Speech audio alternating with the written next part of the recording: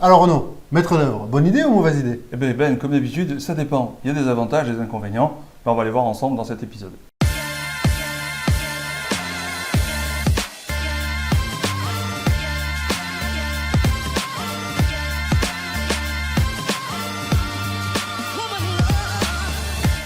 Alors Ben, tu m'as rejoint aujourd'hui pour faire cette petite vidéo où on va te donner plein d'informations sur le maître d'œuvre.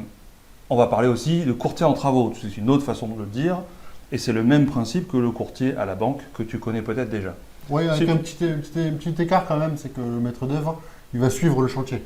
Ouais, mais le courtier à la banque, il suit ton dossier. Oui, mais c'est plus court. C'est plus court. Non, maître d'œuvre, il a un gros boulot et c'est très intéressant. Ouais. Donc voilà, on va t'en parler.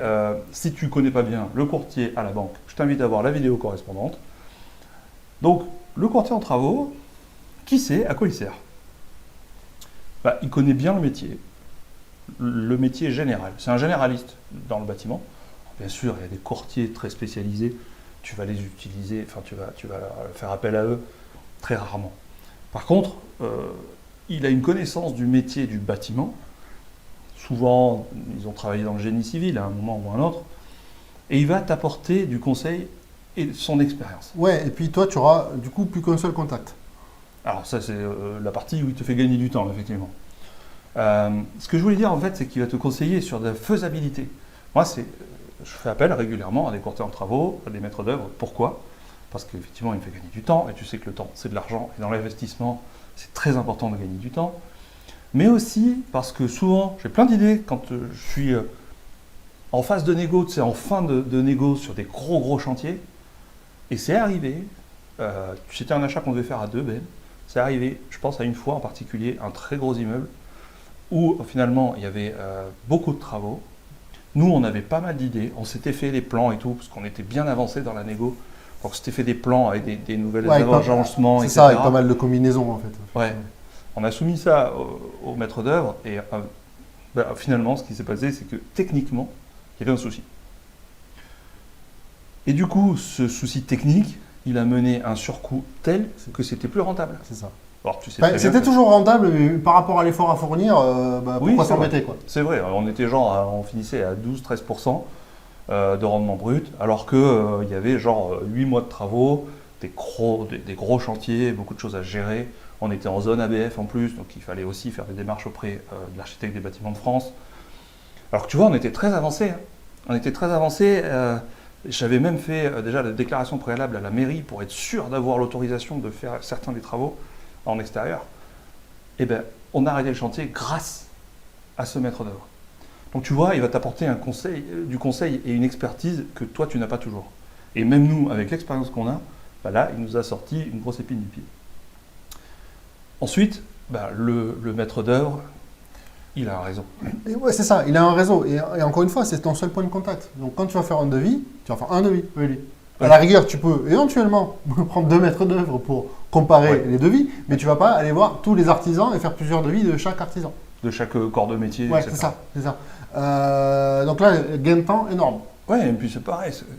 Il a accès directement, il a des contacts directement dans son téléphone. Il y a le numéro de portable des chefs d'entreprise, des sociétés, des entreprises générales du bâtiment, tu vois, où il a des très bons artisans qui sont des orfèvres, alors que toi, tu vas mettre du temps à les trouver. C'est ça, et puis il a l'habitude de bosser avec eux.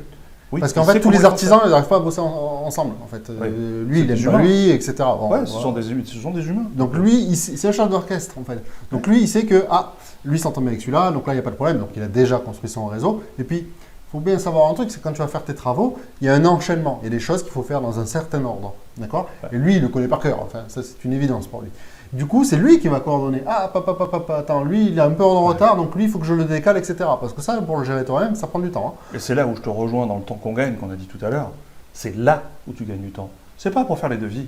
Les devis, c'est bon, tu les fais une fois, ça te prend, 3 jours, tu arrives à rencontrer tout le monde, tu fais le tour du chantier, tu as tes devis une semaine plus tard, ok. Par contre, le suivi de chantier, quand il commence à y avoir, à partir de 3 artisans, au-delà de 2, il faut commencer à se poser cette question. Comment je suis le chantier? Il peut être loin de chez moi. Tu sais qu'on investit n'importe où en France, parce qu'on va chercher le rendement et on ne cherche pas forcément le petit confort d'investir à côté de chez nous. Du coup, le suivi du chantier, ce n'est pas forcément négligeable. Et du coup, effectivement, lui, il sait que on a pris du retard sur le plombier, donc ça veut dire qu'il faut penser à appeler le plaquiste et le peintre et le carreleur.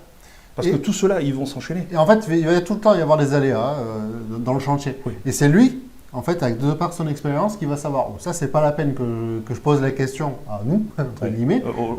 Faites comme ça. Donc, il va prendre directement lui-même la décision auprès des artisans et d'autres questionnements qui, lui, va remonter. Il va bloquer le chantier et là, il va te le remonter. C'est lui qui va prendre cette responsabilité-là et en général, il le fait bien, il a l'habitude. Par contre, l'artisan, lui, il n'apprend jamais cette responsabilité-là, ou très très rarement, et il peut mal la faire aussi. Ouais, voilà. C'est ça. Non, puis en plus, le maître d'œuvre, il te connaît, il connaît tes objectifs, il connaît ce qui est important pour toi ou ce qui l'est moins. Effectivement, par exemple, la couleur du mur, peut-être que tu t'en fous. Par contre, il n'y a pas c'est un mauvais exemple, mais c'est pas grave.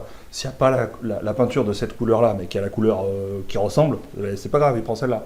Alors que si c'était dans une résidence principale, peut-être que tu aurais des exigences sur la couleur et moins sur le temps. Donc, effectivement, il faut comprendre que c'est un professionnel à qui tu vas t'adresser, toi en tant que professionnel de l'immobilier, et du coup, il va te faire gagner du temps et il va filtrer aussi tous ces embêtements-là. Si c'est un professionnel qui travaille pour toi, il coûte de l'argent. Il coûte de l'argent. Oui, c'est vrai. Oui, ça va coûter plus cher au final. C'est ça. On connaît des gens qui évitent tout ce genre de petits frais là. Alors, déjà, si tu as un bon montage fiscal, ça passe dans tes charges. C'est ça. Ensuite, il a un coût. Et c'est financé par la banque aussi, si tu t'y prends bien. Ah, si tu l'as anticipé, c'est financé par la banque. Oui, ça paraissait tellement évident. Donc, effectivement, il a un coût. En général, on estime qu'on est à 15% du prix TTC. Oui. Alors, deux choses à dire. Vas-y. Déjà, ok, il va te coûter plus cher, mais c'est le même principe que sur le courtier à la banque. Lui, il a son réseau et il a ses ristournes. Donc au final, ça ne va quand même pas te coûter ces 15%. Non, c'est ça. Normalement, après, si tu vois que ça va au-delà de ça, il faut peut-être négocier un petit peu. Ouais. D'accord? Donc ça, c'est le premier point. Et deuxième point, ne te fais pas avoir. Tu as dit un mot-clé super important. Sur le TTC. TTC. D'accord? Parce que souvent, quand tu vas parler en fait, avec le maître d'œuvre, donc par exemple, tu es en train de visiter avec lui le bien, le chantier, et tu communiques. Ah, si on faisait ça comme ça, ouais, et là, vous allez parler de prix. C'est évident que vous allez parler de prix. C'est une discussion. Tiens, un mur porteur, c'est 2000 balles, un machin. C'est ça. Et en fait, tout au long de la discussion, ça va être comme ça. Parce que puis toi, tu vas lui expliquer ta vision par rapport au rendement, etc. Pour qu'il comprenne bien. Et donc, vous allez communiquer sur les prix. Et en fait, tous les prix qu'il va parler tout le temps, ça va être en hors taxe. Oui. Voilà. Donc ça, il faut bien que tu te l'intègres. Donc, dès qu'il t'annonce un prix, tu lui dis en hors taxe ou TTC. L'idée, c'est pas de le saouler. C'est que toi, dans ta tête, tu te projettes avec les bons chiffres. Tu commences à faire ton addition déjà. Voilà. Parce que du coup, tu vas lui demander plus ou moins de choses en fonction de du coût. Parce que souviens-toi que le coût total, il est super important si tu veux garder ton rendement et ton cash flow. Donc effectivement, il faut savoir. Alors, encore une fois, tu sais qu'on te partage toute notre expérience. Ce sont des calculs qu'on avait fait nous sur un autre chantier auparavant, en hors taxe. Tout était en hors taxe. Puis à la fin, tu as la TVA et après, tu rajoutes 15% à ce truc-là. Sauf que ces 15%-là, on ne les avait pas prévus. Nous, on avait fait notre calcul sur les bases hors taxe. C'était la TVA, ouais, enfin voilà, c'était le delta par rapport à la TVA. C'était le delta, effectivement. C'est-à-dire qu'on communiquait avec lui, oui, on est d'accord à peu près sur ce chiffre, on va converger. Donc je te passe que les premiers devis étaient plus supérieurs, mais on finissait par converger. Ouais. Sauf qu'à la fin, c'était hors taxe. Oui, voilà. C'est ça, c'était hors taxe. Voilà. C'est hors taxe, et donc du coup, quand tu reçois le vrai devis écrit, entre guillemets, donc voilà, et bien effectivement, c'était bien supérieur, parce que la TVA s'appliquait. Voilà. Alors, est-ce que c'était un échappatoire de sa part? Peu importe. Peu importe. Toujours est-il que les faits étaient comme ça. Donc je te dis, méfie-toi, voilà, juste communique. Alors, pourquoi on insiste sur le TTC? C'est parce que si tu investis en SCI, tu sais que tu ne seras pas assujetti à la TVA, donc tu ne pourras pas récupérer la TVA. Si tu loges des particuliers, ce qui est le plus souvent le cas. Pourquoi je dis ça aussi? C'est effectivement ce coût de la TVA et de l'écrit par rapport à l'oral, c'est que la discussion, la négociation, pré-négociation, en tout cas la définition des objectifs, c'était fait à l'oral, donc en visitant le bien, puis ensuite au téléphone. Donc nous, on avait fait nos calculs avec Ben, et je me souviens, c'était 85 000 € l'objectif.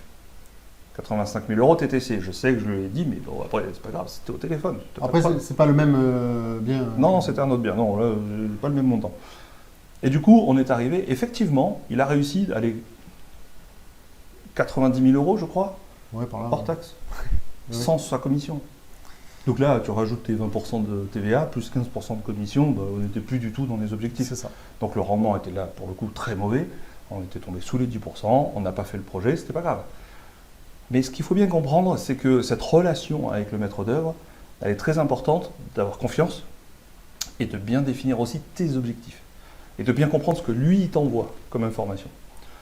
Du coup, ce coût-là, 15%, c'est pas négligeable. Non. Mais, on l'a dit tout à l'heure, il te fait gagner énormément de C'est temps ça. et énormément d'erreurs. C'est ça. Mais là, pour le coup, lui il va te fournir un devis détaillé. Oui. En tout cas, attends-toi à ça. Et si c'est pas le cas, bah, exige. Tu vas voir Parce un que autre. là, clairement, ouais. Et là, normalement, en fait, sur beaucoup de postes, beaucoup de lignes, si tu préfères, il devrait te fournir des prix assez intéressants. Je pense par exemple à des cuisines et des choses comme ça. Ouais. Normalement, il est censé avoir du volume, lui, d'accord, parce que tu n'es Ouais. pas son seul client, évidemment. Donc là, il devrait normalement te réduire les prix. Donc C'est l'un ça. dans l'autre, ça te coûtera plus cher, hein, quoi qu'il arrive. Mais ça ne va pas te coûter ces 15%. Non, Voilà. c'est ça. Normalement, tu es à peu près par là. Il a les bonnes astuces, il connaît les gens du coin, il connaît les artisans à qui il fournit beaucoup d'affaires. Donc eux, ils vont réduire un petit peu leur coût de main-d'œuvre. Les coûts d'approvisionnement aussi, tu as raison. En général, il a des bons réseaux pour s'approvisionner un peu moins cher. Donc au final, effectivement, tu t'en ressors, allez, je sais pas, entre 7 et 10% de plus que si tu l'avais fait toi-même. Par contre, il te fait gagner un temps de fou. Donc c'est souvent une bonne idée. Ouais. Maintenant, pour gérer un ou deux artisans, c'est peut-être pas la peine. Ouais, mais C'est puis, toi qui vois le faut chantier. voir, tu refais faire je sais pas, ok, tu as un 24 mètres carrés, tu vas juste refaire les peintures et changer les placards de la cuisine. Ouais, tu n'as pas besoin du maître d'œuvre. Non, c'est Voilà. Il y a une balance. Voilà, c'est ça. Mais Du sinon, oui, effectivement, ça reste, conclusion, ça reste quand même une bonne idée. Une bonne idée pour gagner du temps, pour éviter de faire des erreurs. Si tu aimes nos vidéos, laisse-nous un petit pouce vers le haut, ça nous fait toujours plaisir. Voilà. Et on te dit à bientôt. Ciao.